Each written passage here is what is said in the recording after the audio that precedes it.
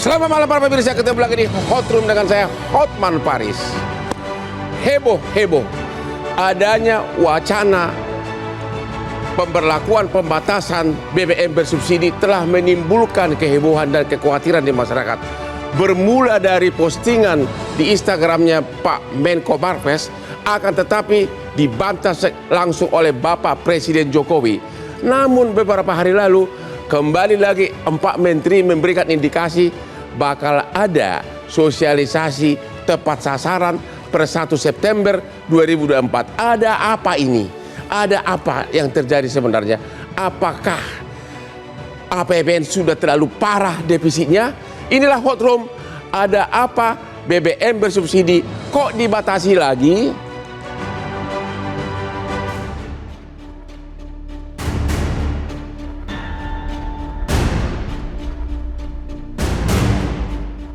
Dan juga pemberian subsidi yang tidak pada tempatnya. Itu sekarang Pertamina sedang menyiapkan. Kita berharap 17 Agustus ini kita sudah bisa mulai, di mana orang yang tidak berhak dapat subsidi itu akan bisa kita kurangin.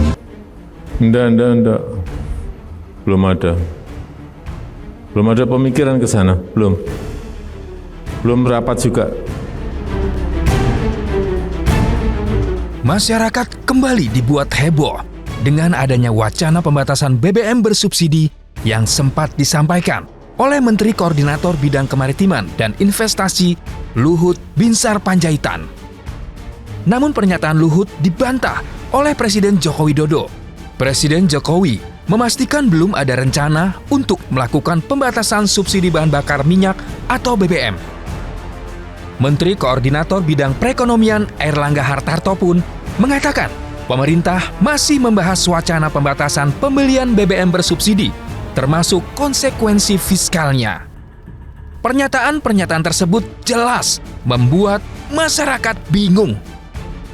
Pada Selasa 16 Juli kemarin, Menteri Energi dan Sumber Daya Mineral ESDM Arifin Tasrif, Menteri Kelautan dan Perikanan KKP Sakti Wahyu Trenggono, serta Menteri Koperasi dan UKM Teten Mastuki berkumpul di kantor Menteri Koordinator atau Menko Bidang Perekonomian Airlangga Hartarto. 4 menteri tersebut mengadakan rapat untuk membahas rencana pembahasan penyaluran bahan bakar minyak atau BBM bersubsidi berdasarkan jenis kendaraan, yang kabarnya pembatasan tersebut akan diberlakukan per 1 September 2024. Bukan pada 17 Agustus 2024 seperti yang disebutkan oleh Luhut Panjaitan. Tentu saja hal ini makin membuat masyarakat was-was. Apakah pembatasan BBM subsidi ini adalah sebuah strategi untuk menggunakan kendaraan listrik? Apa saja imbas dari pembatasan BBM subsidi bagi perekonomian Indonesia? Dan bagaimana skema pembatasan tersebut bila memang akan diterapkan?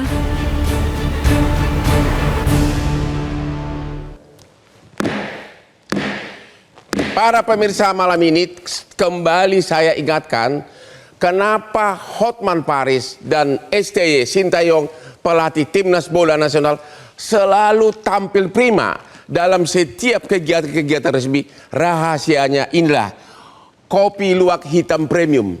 Kopi luwak hitam premium kesukaan Hotman Paris dan Sintayong, pelatih Timnas Nasional, sudah bertahun-tahun.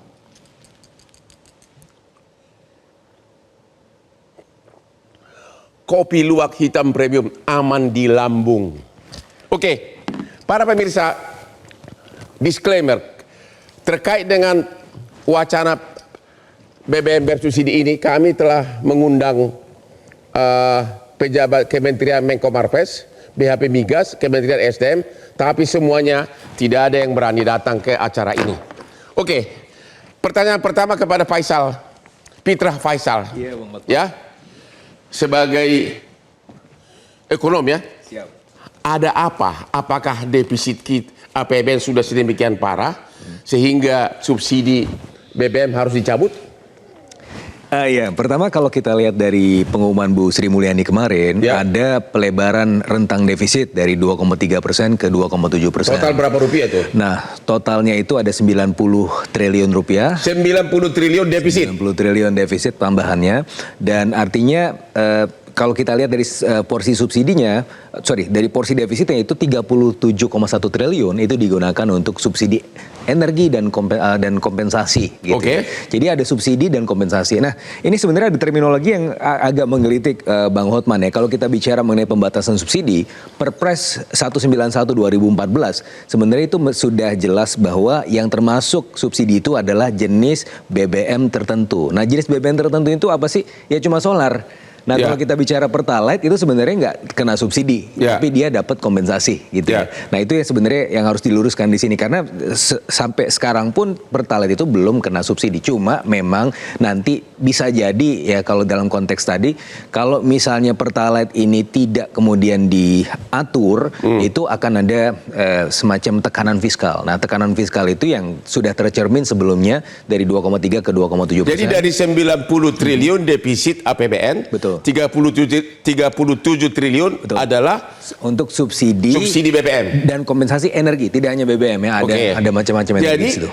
menurut Anda tidak ada pilihan lagi cepat atau lambat dalam tahun ini akan ada pembatasan subsidi BBM karena memang tidak ada uang gitu. Sebenarnya uangnya ada, Bang Hotman, tapi kan kita dibatasi oleh Undang-Undang 17 tahun 2003 Keuangan Negara maksimum defisit cuma 3%. Dan yang kedua adalah kalau misalnya kita ingin menambah uang untuk kemudian menambah subsidi, artinya kita harus menerbitkan obligasi. Kalau menerbitkan obligasi artinya apa? Artinya nanti bond market kita turun dan kepercayaan investor bakalan turun di situ, Bang Hotman. Makanya kita melihat tekanan dari rupiah beberapa bulan terakhir, salah satunya adalah karena ketidakpercayaan investor asing terutama terhadap posisi kesinambungan fiskal kita di tahun ini dan juga tahun depan. Gitu. Jadi menurut Anda kemungkinan besar pada akhirnya pemerintah akan memilih pembatasan BBM bersubsidi dalam waktu dekat? Mungkin saja kalau mengikuti logika risiko fiskalnya bisa jadi seperti itu. Begitu? Ya.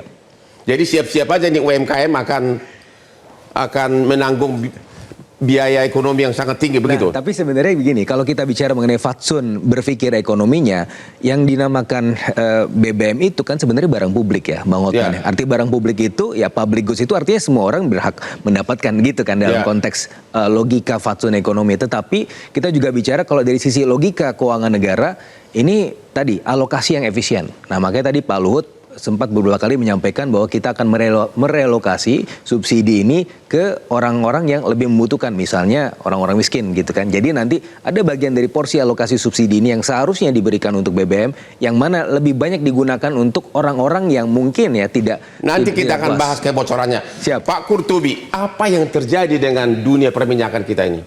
Inilah yang perlu kita tekankan ke pemerintah, jangan bolak-balik subsidinya dihilangkan, dikurangi, didorong masyarakat untuk pakai BBM non subsidi. Padahal majoriti masyarakat kita golongan menengah ke bawah. Apa? Golongan menengah ke bawah masyarakat kita. Yang apa? Yang membutuhkan subsidi. Yang membutuhkan. Kenyataannya yang memakai? Nah, bisa yang pihak lain bisa terjadi. Banyak kebocoran di industri malah. Nah, ini terjadi karena terus terang aja produksi minyak nasional anjlok. Dibiarkan oleh pemerintah selama 20 tahun. Ini penjawabnya. Maksudnya produksi kenapa? Pengeboran minyak berkurang atau apa? Sudah pinter Bapak kita ini. Produksi minyak anjlok karena pengeborannya anjlok akibat undang-undang yang salah. Salah kenapa? Salahnya Undang-Undang Migas nomor 22 tahun 2021. Satu, mewajibkan kepada investor untuk membayar pajak. Dan pungutan-pungutan masih pada tahap eksplorasi. Belum ketemu minyaknya sudah harus bayar pajak? Bayar pajak. Itu pasal 33 kalau 31 kalau salah Undang-Undang Migas. Ya.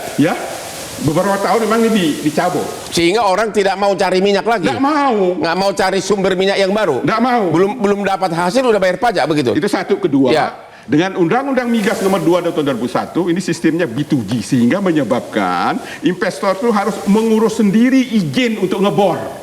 Izin itu sampai 200 meja. 200 meja untuk ngebor. Dari mulai apa itu? Dari mulai kepala desa kali ya? Kalau kepala desa sampai ke menteri-menteri. Meja-mejanya mereka harus lalui itu. Itu menyebabkan anjlok di samping. Nah ini.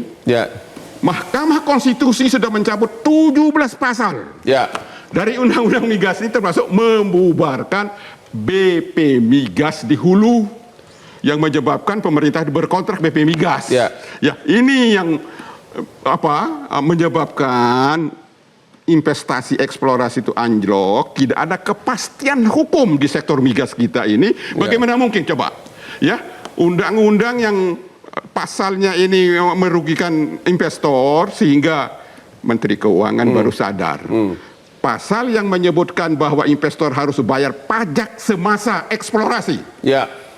Sebelum berproduksi oleh Menteri Keuangan beberapa tahun setelah undang-undang dicabut, dianulir oleh Menteri Keuangan. Oke. Investor itu ngerti Menteri Keuangan ini status struktur hierarkis hukumnya di mana? Dia jauh di bawah undang-undang. Ya. Apa boleh peraturan menteri membatalkan satu pasal undang-undang? Ya. Nah, ini menimbulkan ketidakpastian hukum, lebih-lebih 17 pasal sudah dicabut oleh MK. Ya. Investor tambah lari dari Indonesia. Itulah mengakibatkan produksi minyak di Indonesia anjlok. Anjlok setiap tahun. Dulu berapa? Waktu tertinggi 1,7 juta barrel per hari, sekarang di bawah 600.000 barrel per hari. Semula 1,7 barel per hari, sekarang cuma 600.000 karena sudah tidak ditemukan lagi ladang minyak yang baru. Temu lagi di hot room.